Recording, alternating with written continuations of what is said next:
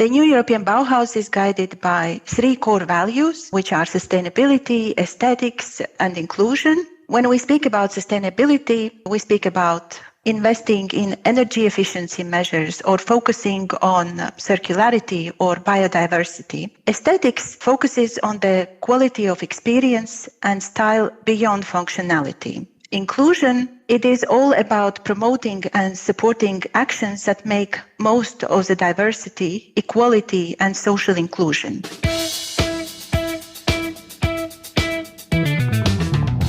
What you just heard was Ieva Zālīte from the European Commission's DG REGIO explaining what the new European Bauhaus is and what it aims to achieve. Today's GEM Sessions podcast episode focuses on the new European Bauhaus Model Territorial Development financial instrument, which is a document published in June 2022 by the European Commission to provide managing authorities that are implementing cohesion policy programs with the building blocks that they can then use to set up and implement financial instruments supporting this new initiative in the current programming period.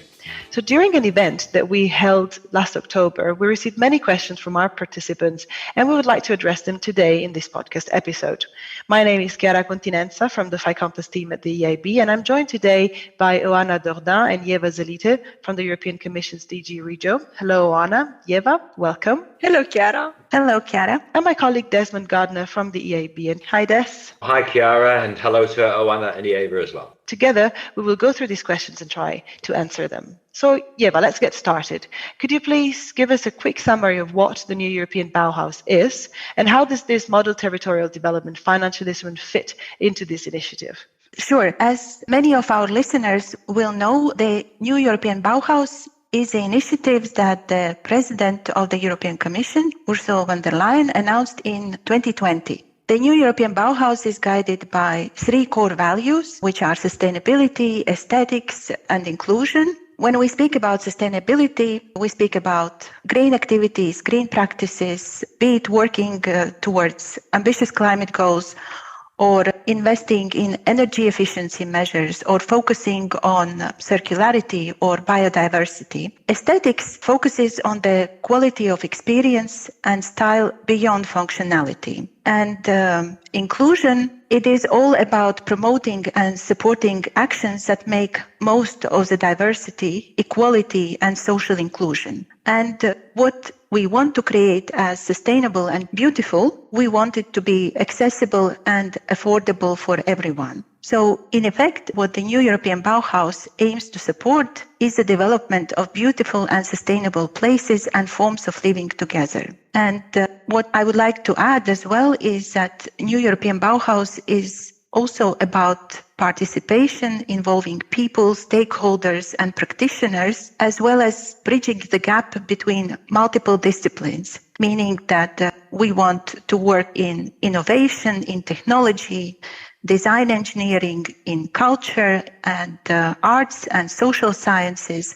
So it's all about the diversity in all its forms. If we speak about our financial model that we created, the model integrates all these principles. At the same time, we wanted the model to be understandable to the managing authorities, financial intermediaries, and the project promoters. So for this reason, we have built the model on the positive past experience in supporting urban development through financial instruments since already programming period of 2007-13, where financial instruments provided repayable support to various investments, promoting territorial regeneration in an integrated way. So we supported projects promoting innovation, energy efficiency, and social integration. And with this model, we also aim to ensure that the funding is accessible, making the new European Bauhaus actions sustainable in the long term. And now, so Oana, how does the Commission expect managing authorities and bodies implementing financial instruments to put into practice the initiative? We try to help the managing authorities to have at hand the tools necessary for the implementation. First, we have the legal basis, which is open. We have the policy objective 5 called Europe Closer to Citizens, which simplifies programming and focuses on integrated sustainable territorial development, including urban development. Of course, it is possible to support new European Bauhaus through multiple or other policy and specific objectives. For example, the new European Bauhaus financial instrument may receive contribution from the policy objective focusing on green transition and policy objectives supporting social and inclusive actions. Regarding the implementation of the financial instruments, the rules are the same as for all financial instruments. And in addition, the member states have already the experience from previous programming periods, which can be used to set up this instrument. We created this model to give the means to the managing authorities to choose the elements which are the most appropriate to their specific needs and environment. Also, the model can be used to inform other stakeholders about what the potential instrument may be and engage in the discussion about how the new European Bauhaus projects may be supported. The model is designed to combine the grant support together with the financial instrument. We think that the combination of support is very important to apply the new European core values Ieva mentioned before and to ensure the multidisciplinary approach. Secondly, this combination allows to reach a wider range of final recipients, and combination of support addresses also issues such as energy poverty through possibility that some investments can be 100% grants or other instances when the investments are not fully financially viable or cost-saving. The model promotes also a one-stop shop approach, which is very important from the point of view of final recipients because of ease of access to support, and it allows to structure investments faster. And for increased pooling of funds and a better coordination among stakeholders, the one-stop shop is even more necessary. Indeed, that's actually very clear and interesting. And that leads us nicely to our first questions from our participants during the event, which is about the form of the financial instruments. More specifically, one participant asked, can this new financial instrument be combined with current UDF? Yes, definitely. The model offers flexible implementation options. It is possible to set up a brand new financial instrument dedicated 100% to support new European Bauhaus projects and investments. Or in response to the question from the participant, it is possible to create a dedicated new European Bauhaus window in the existing Urban Development Fund. Or the model offers even a more flexible option, which can be achieved by supporting new European Bauhaus projects as part of the existing Urban Development Fund. So this means that new European Bauhaus project will be part of the overall portfolio of investments supported by the Urban Development Financial Instrument. In such situation, the supported individual projects may consist of several sub-projects or subcontracts that together address multiple disciplines and the new European Bauhaus core values. Also in the model, we say that investments should be aligned with two or more themes or categories, meaning that projects may be in the category reconnecting with nature. For example, projects about integration of living nature in construction, showing how biodiversity or water and soil conservation can be respected and promoted through building and planning. Or a project could be in a category regarding sense of belonging. For example, we can speak about investment in the physical and economic regeneration of urban and rural neighborhoods, including affordable housing. We can also include the projects which are prioritizing the places and peoples that need it the most, where the projects are concerned with removing accessibility barriers to build and virtual environments and to goods and services for people with disabilities, as well as addressing, for example, aging factors. And of course, our economies cannot exist without enterprises or creating goods and services. And another category for this reason is the need for long-term life cycle thinking in the industrial ecosystem. So here we can speak about investments in sustainable solutions for businesses and households implementing circular economy principles. And now, Des, would you like to add something? Yeah, indeed. I think, as Ieva has just described, the model is flexible and I think provides a good explanation about how these different concepts can be combined in an investment strategy to support projects. And I think the important message is that it doesn't in any way constrain or restrict the existing UDF model that has been successfully implemented in many member states over the last programming periods. And the new European Bauhaus, I think, just enhances that model and provides an additional dimension. And I think the European Commission deserve to be congratulated for listening to the feedback they received from fee compass practitioners and my colleagues at the EIB who manage financial instruments.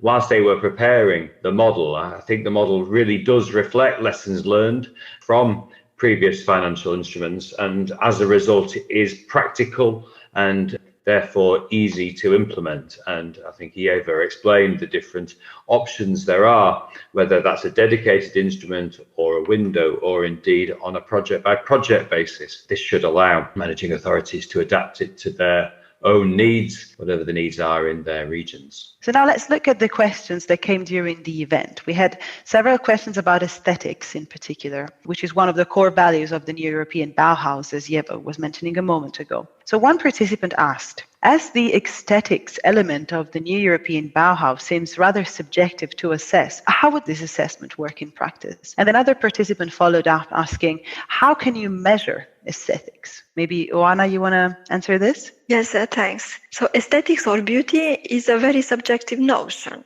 Therefore, there is no defined prospective receipt how to address the aesthetics elements of the new European Bauhaus. We included in our model some guiding questions to help those that are planning to implement new European Bauhaus projects through financial instruments, including how the aesthetics dimension can be assessed. Please have a look at the model. For example, in the Valletta Design Cluster project, which was supported by ERDF in 14-20 programming period, the aesthetics of the building was mainly driven by the history of the building and was the catalyst for the design. The adaptations made within the building are all consciously carried out to give the idea of a semi-industrial building through the use of modern materials. The design also respectful of all the stages throughout the history of the building, whilst the building is functional for the modern needs of the artists and designers making use of it.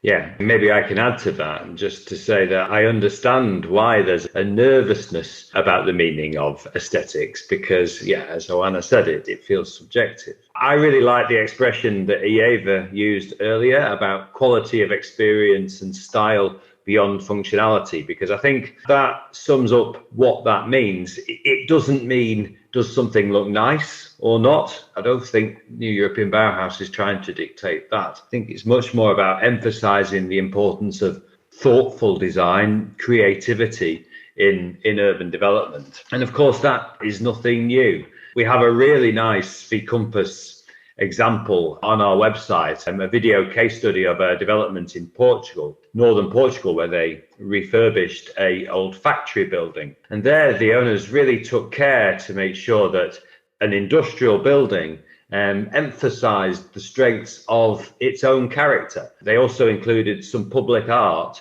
as a way of contributing to the community and the physical environment. And I think that's something we see across the EU. Design has always been part of good urban development, and I think it will continue to do so. But I think it's good that the new European Bauhaus initiative emphasises the importance of that. And yeah, as Oana said, the model financial instrument in the final section has some really good guiding questions, which I think provide an excellent starting point for managing authorities and bodies implementing these instruments when assessing aesthetics in the future. And just finally, on the practicalities, we're starting to hear examples from member states who are now looking at exactly how they might assess aesthetics. And, I think, again, I'm sure there'll be lots of different creative approaches brought to that using experts in different kinds of governance structures. Okay, now moving on to another set of questions on another interesting subject, which actually affects urban development generally. In particular, we were asked, could the new European Bauhaus model inclusion criteria protect against unintended social harm, for example, the displacement of vulnerable populations or exclusion from affordable housing? And then again, how exactly would affordability be assessed? These are both questions about the investment strategy and whether this could be assessed in a financial instrument based on the European Bauhaus Territorial Development model. Des, would you like to take this? Yes, thanks, Chiara. Yeah, I mean, in principle, I guess the answer to that must be yes, but it will depend on whether the local managing authority considers that to be a priority for the area. Absolutely, there is the scope to build those sorts of considerations into an investment strategy if that's the right case. The new European Bauhaus promotes an inclusive approach. It encourages co-design in consultation with community groups and things like that. And it's true to say that sometimes in urban development, there need to be some tough decisions taken which balance different interests which may be competing. And I think the inclusive approach, which emphasizes wider benefits to the community of diversity, including affordability, can absolutely be reflected in the scheme. So the flexibility of the model, again, allows managing authorities to define their own investment strategies. These are the kinds of things that will be considered during an ex-ante assessment. And so, yes, where appropriate, these things can be included. And Oana, do you want to add something from the Commission's perspective, perhaps on affordability? Yes, more about the definition of affordable housing. I think the Commission's Affordable Housing Initiative will provide the answer to this question. This is a parallel initiative under the EU Green Deal that has a strong synergy with the new European Bauhaus. We'll include a link to this on the FICOMPAS website for practitioners interested in this topic.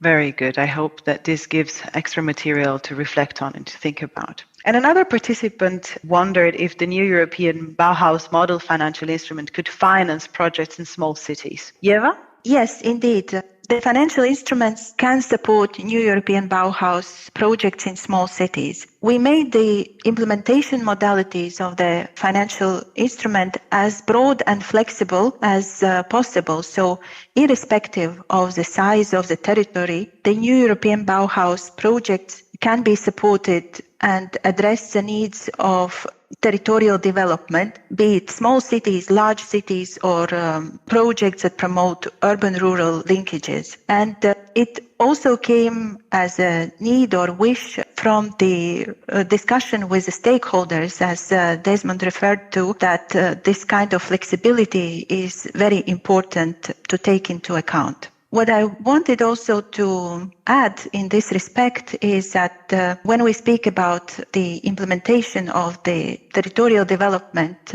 and territorial development under new European Bauhaus financial instrument, it's important to recall that it must be based on local or territorial integrated development strategy if the program provides support under the cross-cutting policy objectives that Oana mentioned, that speaks about the regions closer to citizens and focuses on the sustainable and integrated development of all types and territories and local initiatives. Then, Oana, we had a few questions about the ex-ante assessment. For example, one participant asked, what are the steps to apply for an ex-ante assessment? And another asked if ex-ante assessments could be a disincentive for financial instruments, as on the other hand, the grant-only approach does not require an ex-ante assessment.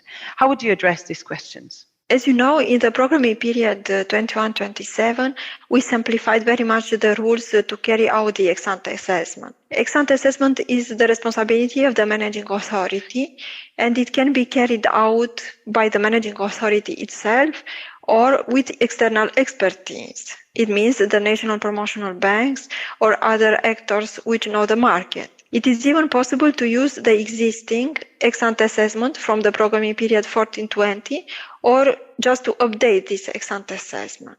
We created this ex-ante assessment for financial instruments to help the managing authority. So the ex-ante assessment should be seen as a tool to help the managing authority to decide about how much of contribution from the program to the financial instrument is necessary, which are the final recipients, which specific objectives of the program the financial instrument will help to achieve. This kind of reflection and elements are more or less the same as the managing authority uses to consider when assessing the grant application from the beneficiary and before providing the grant support. On the contrary, we can say that the ex-ante assessment is a help to the managing authorities to make an informed decision and to implement the program resources in a sound financial manner, at the same time achieving the objectives of the program, and should not be seen as an administrative burden. And indeed, there is more information about how to carry out ex-ante assessments on our website. Then more questions came in about how to convince managing authorities to deploy financial instruments. So we were asked, how do we persuade managing authorities to deploy financial instruments, consider that they are usually not too much in favor for the long term of cohesion policy? More specifically, one participant asked if the European Commission would set any recommended targets for financial instruments for the current programming period policy objective allocations in member states, for example, under the Smart Europe policy objective. Ieva, would you like to answer that? Thank you, Chiara, and thank you to the participants for asking these questions. These are very good questions, but also not easy to reply. But I would like to say that it is easy to convince those who are implementing financial instruments about their benefits, and those managing authorities and financial intermediaries who consistently continue implementation from one programming period to the next. In terms of actions that we take, we are constantly engaged in promoting financial instruments with the member states through different fora. And the Commission and the member states have finalized the negotiations of the programs for the programming period 21-27 at the end of last year. So during the negotiations, we sought to increase allocations from the cohesion policy funds to the financial instruments based on the assessment of market failures, investment needs that member states already analyzed in their programs, as well as based on their planned activities in the programs. For example, where their analysis demonstrated that there is potential for financial instruments, for example, in energy efficiency, we try to insist to include and to increase allocations for financial instruments. But we don't want to stop there only because the programming is finished. Together with the colleagues from the EIP, from the FI Compass team, we speak to the wider financial instrument community, which include not only the managing authorities, but also financial intermediaries, other stakeholders. And for this purpose, we have created the three financial instrument models. These are energy efficiency ones, quasi-equity one, and of course, New European Bauhaus that we discussed earlier. So we are trying to increase the interest and demand for financial instruments amongst the managing authorities and financial intermediaries. So by offering them ready-made solutions that would show that in fact, to implement financial instruments is not so difficult and they can bring many advantages. Also, the FI Compass website is constantly providing very interesting and inspiring case studies and good practice examples, how the financial instruments are already implemented. We also organize workshops with the member states to discuss the implementation issues and explain the rules of the implementation to reassure the program authorities that financial instruments are not difficult to implement and there are advantages of using program resources through financial instruments. And of course, we have simplified the rules in the Common Provisions Regulation for financial instruments to facilitate their take-up. And maybe I can add another point I would like to mention is that what previously was a comprehensive ex-ante assessment in the 21-27 programming period, a significant part of the work assessing the market failures and investment needs was already done during the programming. which means that the time period between the programming when it's done and the actual implementation has become much shorter. So there is another incentive why financial instruments is good to implement the program resources. And maybe last point, for those who are not sure yet that financial instrument is right to use program resources, there are ample of advantages that financial instruments can bring to the implementation of the programs and also after the programs are closed. So financial instruments are an efficient implementation tool because resources are recycled and therefore more activity can be supported in the economy. And especially now in the times when the resources are scarce and expensive, such support from the public resources is very important. And it is equally important that our financial instruments have a capacity to attract private sector interest and also bring in their resources along with the public resources. And indeed, we hope that the models, the support provided by FICOMPAS also through this podcast series, encourages more use of financial instruments and highlights the benefits of these financing tools. So we also received a couple of questions about the Jessica initiatives. There are parallels between the Jessica initiative and the European Bauhaus, I think. And questioners asked, why was Jessica terminated? It was such a popular instrument. And what was the interest rate for Jessica's fund interventions? What difference are there compared to normal market price? Oana, you want to take this? Yes, I think good things never die in reality. So the problem in 14-20 programming period was that there was no dedicated policy objective supporting urban development. So that's why we couldn't use the Jessica brand anymore. And because of this, we are not able to identify precisely how many urban development financial instruments were implemented in 14-20. But we saw from the titles of the financial instruments from our reporting that the Jessica brand was often used. So I would like to remind everybody what Jessica stands for. It was the Joint European Support for Sustainable Investment in City Areas. So it was a technical assistance initiative launched by the Commission and the EIB Group. And now we launched the FICOMPAS initiative, which is also a technical initiative between the Commission and the EIB Group for the member states. And we can still cover this part of the urban development. And we have excellent experts, and one of them is here with us, Desmond, who implemented himself urban development funds. So please do not hesitate to come to us to help you on this.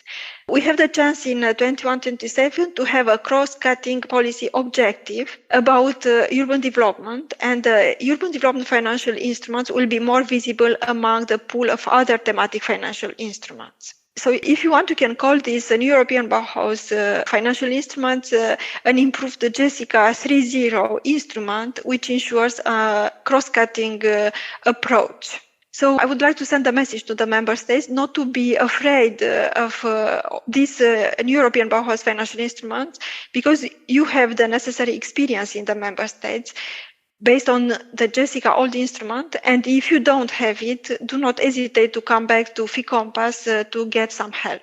Very good. And Des, would you like to add anything to this? Yes, Oana is right. Jessica was my first introduction into financial instruments and all of that. And I think it was a really important factor in promoting urban development funds. I shared Oana's enjoyment of seeing the fact that we saw many Jessica 2 funds implemented in the 14-20 period, even if the initiative had formally moved on. So yeah, I really hope that the new European Bauhaus can pick up this work and really advance the development of UDS and financial instruments to support this kind of work in the next programming period. Because certainly with the EU Green Deal, the renovation wave and Repower EU, all of these initiatives are bound to have a huge impact on the urban environment, small and large cities. And I think, what New European Bauhaus does is bring that extra creativity, a bit of flair, emphasizes the need for this kind of approach in this important work. Can I just maybe pick up also the second question about interest rates and what was the interest rate for Jessica fund interventions? I think in many cases, the ERDF resource goes in at zero cost and benefit is passed on to the final recipient. So as a result, the final recipient will benefit from lower interest rates as the ERDF will be combined with the other co-investment. It's also true that the combination with grant does allow for interest rate subsidies that could even further reduce the interest rate payable by the final recipient. And that is a very important feature of many financial instruments. However, it's not always the case. Certainly in some places, it's not necessarily the cost of the finance that is the market failure as much as the availability of that. So we do have examples where the public resources have gone in pari passu with private resources and final recipients are paying a market rate for all the finance. So again, I've used flexibility a lot, but it just shows how you can tailor the structure of the financing to meet whatever the local needs are. So thanks again, Oana and Des, for the very clear explanation. And now a final question that I would like to ask Ieva. So someone asked at last autumn's event, can the new European Bauhaus model fund community involvement? Thank you, Chiara, for the question. Indeed, one of the core values of the new European Bauhaus is inclusion. And inclusion can be articulated in many different ways. For example, by bringing positive, measurable change to the communities and their involvement in shaping the investment strategy of the new European Bauhaus financial instrument, as well as bringing forward project ideas. So the projects involving community or supporting projects that is a result of the community creation and engagement can be supported through the new European Bauhaus Territorial Development Model financial instrument. The model is designed to benefit from the combined support of financial instruments and grants, what Oana mentioned earlier as a big benefit of addressing the core values of the new European Bauhaus. Therefore, it means that it becomes even more feasible to support projects which are concerned with community engagement and supporting community ideas through the financial instrument. And this brings today's episode to a close. I would like to thank you, Oana, Ieva, and Desmond, for your participation and for taking the time to answer to all these questions that we received during the event on the topic of the new European Bauhaus. I would also like to thank all the participants at the event for asking these questions that we considered today, and I'm sure this podcast will be very helpful for many practitioners. However, if anyone has any further questions, we would like to encourage you to get in touch with us through our mailbox, info@ficompass.eu, as we plan to do a further podcast in around a couple of weeks where we can address further questions you may have on this topic, should we receive them. So we look very much forward to hearing from you, and thanks again to our speakers for joining us today. Thank you very much. Thank you, Chiara, and we look forward to inspiring and creative new European Bauhaus projects and new financial instruments. Thank you for listening. Thanks, Chiara, and thank you also to the audience for the very interesting questions. We look forward to discussing this topic further during a dedicated session at our FI Campus event, which is taking place in March. That's right. So FICAMPUS is just around the corner. The event will take place on 13, 14, and 15 March 2023 in Brussels. For more information and to register, we invite you to check our website, and you will find also the link in the transcription of this podcast. So again, a big thank you also to our listeners for tuning in today to this episode of the FICAMPUS Gen Sessions podcast. Don't forget to follow us on social media and to register for our newsletter to be notified of future episodes of our FICAMPUS Gen Sessions podcast. And I wish you all a lovely day ahead.